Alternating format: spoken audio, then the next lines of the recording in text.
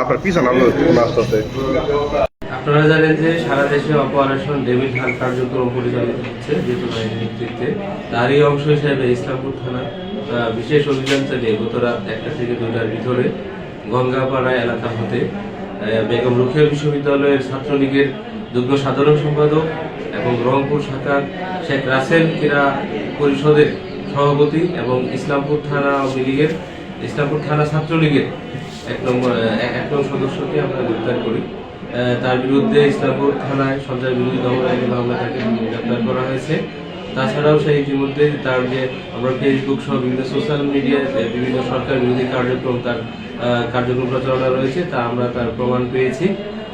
তার ভিত্তিতে আমরা তাকে গ্রেপ্তার করি এবং গ্রেপ্তার করে তাকে আমরা জেল হাজতে প্রেরণ করবো এখন।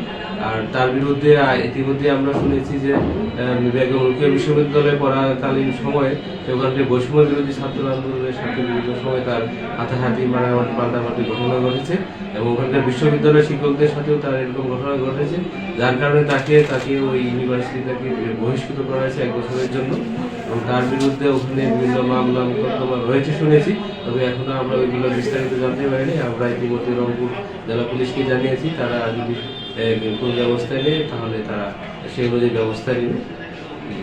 ধন্যবাদ।